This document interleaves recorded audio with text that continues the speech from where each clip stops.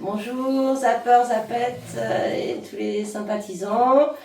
Je me trouve aujourd'hui avec Michel et on va pouvoir évoquer le moment, peut-être les moments où tu t'en es sorti ou qu'est-ce que tu préfères? Parce qu'on est à Sainte-Marie-de-la-Mer, donc oui, c'est vrai que ça fait un moment qu'on est encore dans le coin, une région qu'on a adorée. Et on va partir aujourd'hui, mais on y est encore. Et en tout cas, Michel, du coup, ça fait combien de temps que tu es abstinente et quels produits tu consommais? Alors, 17 ans et demi. Ah. 17 ans et demi. J'ai commencé 2004 le tabac, j'ai arrêté. Donc tu as commencé par arrêter la clope? Ouais. Ah ouais, alors que c'est peut-être... Moi, ça a été le plus facile aussi. Ah ok, ça a été plus facile pour toi, d'accord. À la suite, donc, l'alcool. Ensuite, les benzodiazépines. Et après, les achats compulsifs, parce que bon, quand on est addict, le moindre truc plaisir, puis ouais. Et là, c'est terminé. Qu'est-ce qui te rendait le plus malade sur... C'est le mélange d'alcool et benzo. Ouais, tu mélangeais les deux?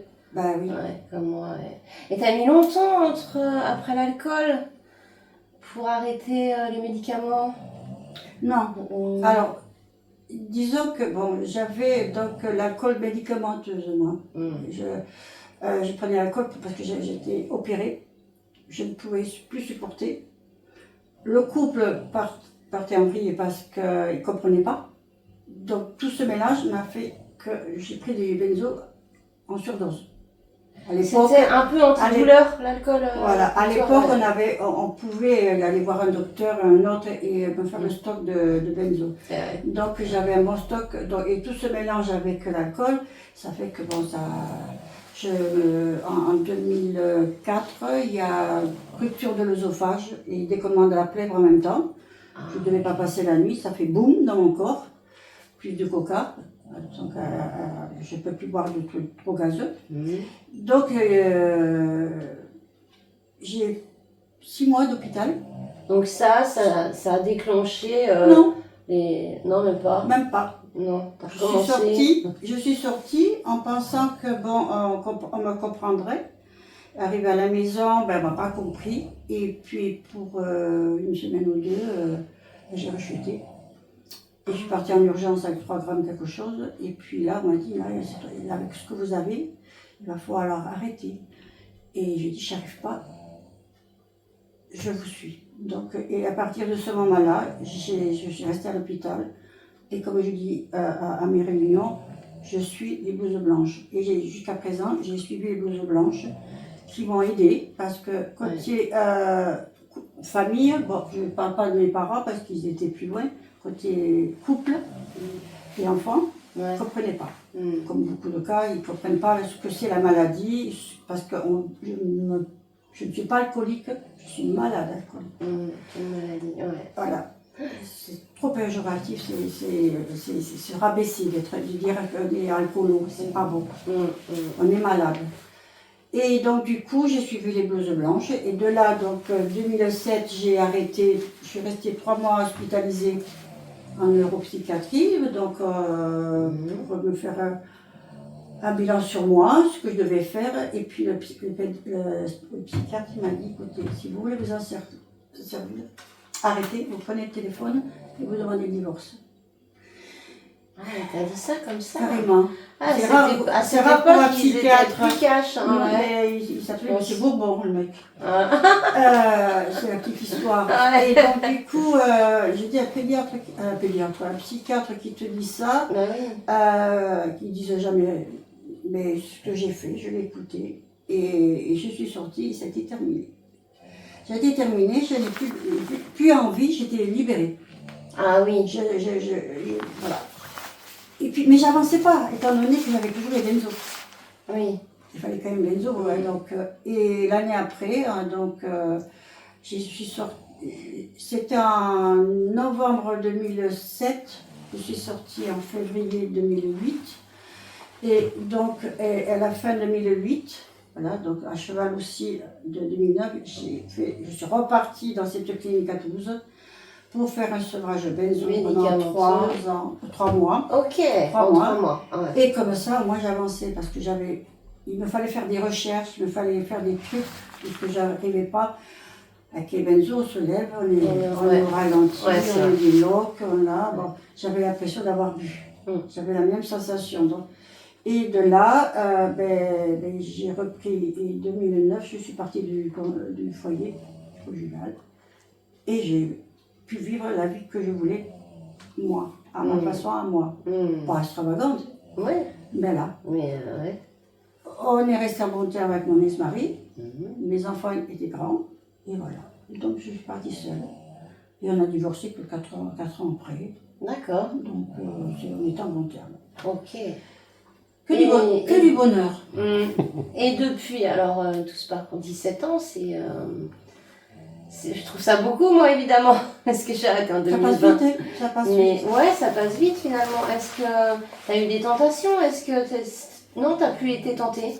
Pour toi, c'était zéro, c'était zéro. Des tentations, il y en a. Oui. Il y en a. Alors, ce qui nous sauve, enfin, parce que je fais partie je suis bénévole au centre hospitalier de Ariège, dans le panier. Donc, à ce jour encore. Donc, on peut m'appeler quand une personne a envie de boire. On m'appelle et puis moi, on est 4, je suis voir notre tactique et on évite, pour éviter ce putain de verre. Et les groupes de parole. Donc 2 fois par semaine, les groupes de parole. Tu fais des groupes de parole. Avec le docteur une fois et l'autre avec les infirmiers psy. Et ce côté répétitif de voir les gens qui arrivent mal, donc c'est toujours une piqûre de rappel. Cette fameuse piqûre de rappel dans des groupes de parole et c'est le meilleur des médicaments. Et ça donne un sens à ce qu'on fait. Enfin moi l'association, tu vois, ils zappent le groupe. Ça a donné un sens parce que tu t'arrêtes mais tu te retrouves dans une vie complètement différente et faut trouver un sens à tout ça finalement. Un sens dans sa vie. À sa vie carrément. Voilà, que ce soit agréable. Et à partir du moment où tu t'enlèves tous ces produits qui ne sont pas bons, il te faut quand même trouver quelque chose d'agréable et que tu sois bien. Voilà. Donc, toi, tu as choisi ce système-là. Moi, j'ai Visu. Bon, avec le Covid, ça me peut flancher, les groupes de parole. Mais c'est reparti là, ça a du mal à repartir. Ça a du mal. Encore. Ça a du mal parce qu'on a des problèmes d'addictologues qui partent à la retraite. Donc, il n'y a plus de sevrage. Ici aussi. Il n'y a que des ambulatoires. Ou alors, ils les envoient en neuropsychiatrie. Donc, les gens, ils ont peur. Et chez soi, c'est très difficile. En ambulatoire, c'est très difficile. Donc, et le meilleur moyen, c'est de continuer les groupes de parole. Bon, il existe les Rami aussi. Surtout, il y a des vie libres. Je ne sais pas si vous avez la vie libre. Croix Bleue. Voilà. À peu près toutes les associations sont représentées chez nous. On les cite au contraire. Voilà, il faut dire aux gens qui commencent, surtout ne restez pas seuls. Il faut oser parler, il faut oser, parce que bon, il ne faut pas avoir honte. Exactement. Pas avoir honte de ce qu'on a fait, c'est la vie. Et se faire aider. Donc en parlant, maintenant, il y a les réseaux sociaux, on s'aide.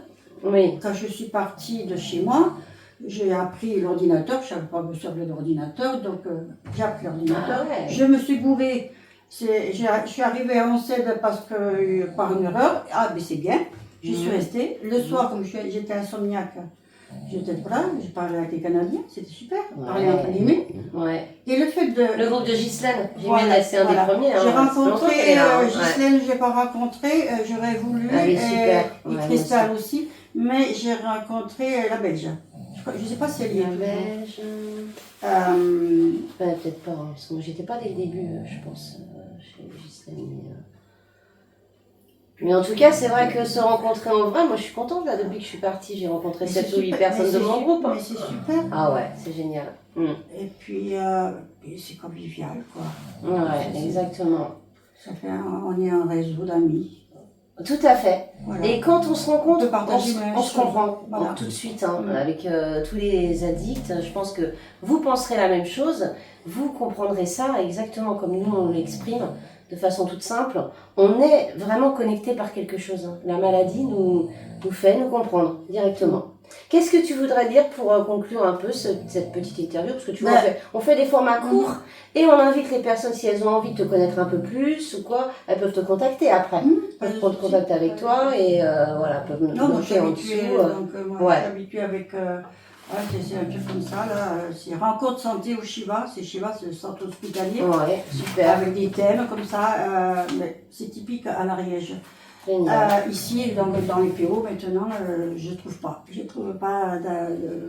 de groupe. Moi ce que je veux dire simplement de s'accrocher, que c'est possible, parce que bon, il y aura des hauts, des bas. Et alors, il y avait des astuces. Prenez-vous une photo au début. Peut-être que. Et puis vous regardez l'évolution. Et c'est ça le truc, on n'a pas tellement de photos de quand on était Voilà. dans le jus, parce qu'on avait honte, donc Quand on les décide, effaçait, tu vois. Quand on décide d'arrêter, il faut prendre une photo. Ouais. Et puis se regarder un mois après. Des écrits, beaucoup d'écrits. Marquer sur un papier les ressentis et tout ça. Et se relire. Ah oui, j'ai évolué. Et ça, il n'y a que nous qu'on peut s'en rendre compte parce qu'on voit notre évolution petit à petit. Et la patience. Oui. Il ne faut pas être pressé, ça va venir. Tout ne va pas se régler du jour au lendemain. Les soucis, ils seront toujours, même en arrêtant de boire. Mais il faut être patient et se dire, une fois qu'on a arrêté, petit à petit, les choses vont se remettre en ordre. Voilà. Une par une, on prend les choses, on n'essaie pas de tout bousiller d'un seul coup, tout d'un coup, tout régler. C'est impossible. Ouais. La merde, tu l'as vu, tu sors de la clinique, tu te crois, ah oui, t'es sevré. C'est fort, ouais. Mais les emmerdes, ils y sont. Exactement. Donc, si tu paniques, c'est mort. Ouais. Et surtout, voilà, ne pas rester seul et puis contacter les blouses blanches, comme je les appelle. Voilà. Et voilà. Et puis moi, tu vois, il m'a un coup dur en octobre. Est-ce que tu vas en parler? Dis-nous. De toute façon, ça se voit. Ce que tu m'as dit. Eh bien, le cancer arrive, c'est mon second. Eh bien, tu te dis, grâce à l'addiction, ça m'a boosté, ça m'a renforcé et j'ai la niaque, quoi. J'ai envie de vivre, tout simplement. Exactement ce que me disait Christophe. Envie de. Les anciens, on a toujours plus ou moins la même façon de raisonner. Avec le recul, on se dit, merde, on s'est bousillé la vie, c'est dommage parce que il y a des belles choses à vivre encore. C'est magnifique, Voilà. Des belles fleurs, des choses tout simples. Moi, j'admire tout. Mais voilà, donc, et on devient plus fort avec cette maladie alcoolique. Et l'addiction, parce qu'il n'y a pas que l'alcool. Oui, il y a d'autres, pas que l'alcool. On est souvent polyaddict. Quand on est addict, tout passe. Ouais, c'est vrai. Et il faut faire même le chocolat. Nous, on a eu un qui était addict au chocolat. Il a fallu qu'il fasse ce sauvage de chocolat. Il y en a sur le groupe, ouais. Bon, en tout cas, je te remercie beaucoup, Michel. Je suis ravie de t'avoir connu, en tout cas. D'être faire 1000 km pour nous voir. Ça fait plaisir de voir des personnes en vrai, qu'on connaît depuis un moment sur les réseaux. Mais moi, je bouge beaucoup, mais j'ai un plaisir de monter. Ah bah, il faudrait que tu viennes à Angers. Puis en plus, du coup, tu en verras plusieurs du groupe, parce qu'il y a un noyau dur, là, à Angers. Entre Vianney, Arnold, on est plusieurs. Il y en a un paquet, Ouais, voilà. Bon, j'espère que vous aurez apprécié autant que moi cette entrevue et n'hésitez pas à me contacter si vous voulez que je passe vous voir ou même faire une interview en visio, parce qu'on peut le faire avec Zoom. Ça peut être aussi possible. Et surtout, prenez soin de vous et ne laissez personne vous faire du mal. Voilà. À très bientôt. Merci beaucoup, Michel. Merci infiniment.